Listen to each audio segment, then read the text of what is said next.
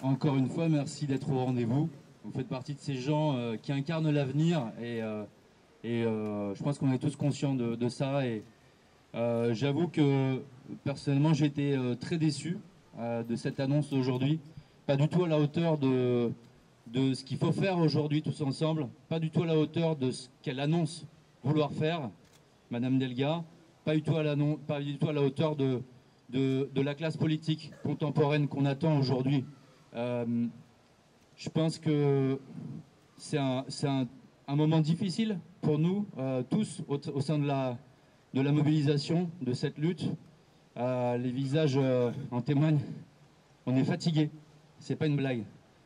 Pour autant, il y a encore des choses à jouer. On a toujours de l'espoir. Et je suis désolé, un petit peu d'émotion quand même là.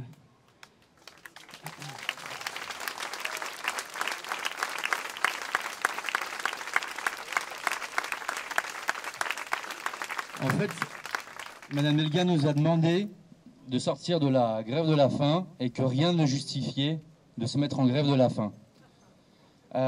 Qu'aucun projet ne méritait qu'on se mette en grève de la faim.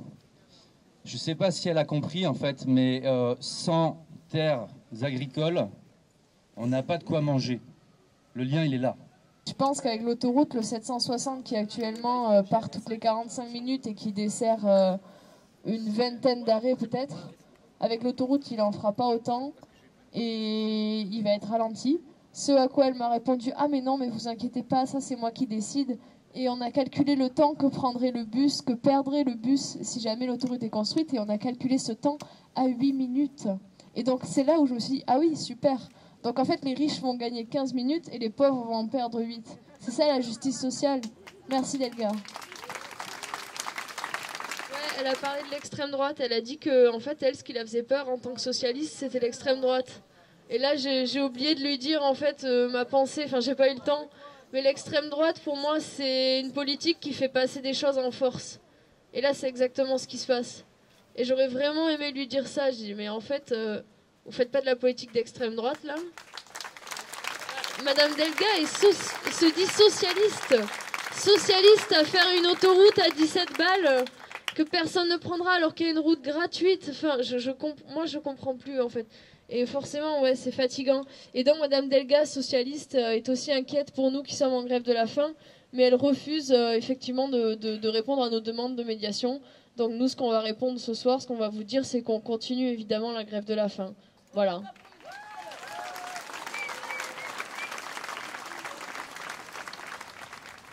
Aujourd'hui, on a encore des températures caniculaires. On est au mois d'octobre.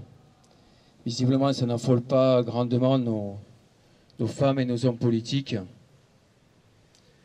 On a beau être bienveillant, on a beau leur dire des paroles gentilles, on a beau passer du temps dans les arbres en étant bienveillant, une fois de plus, je le répète.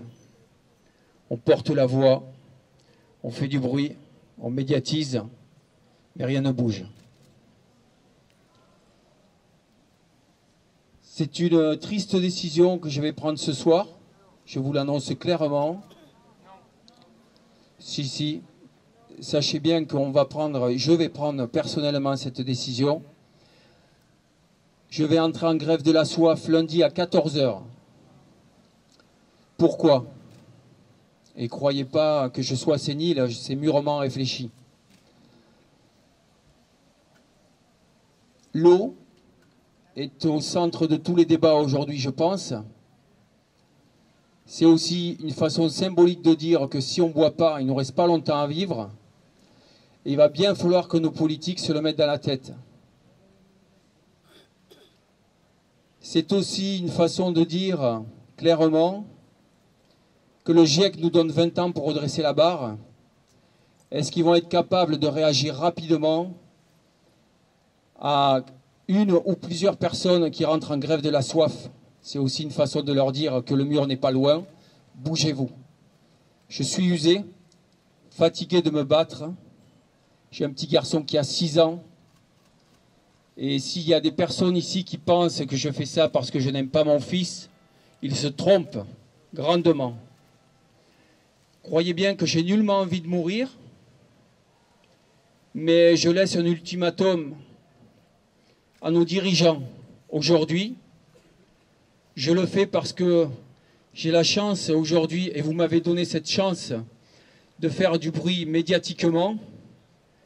On va voir si on va laisser mourir quelqu'un aujourd'hui. Merci.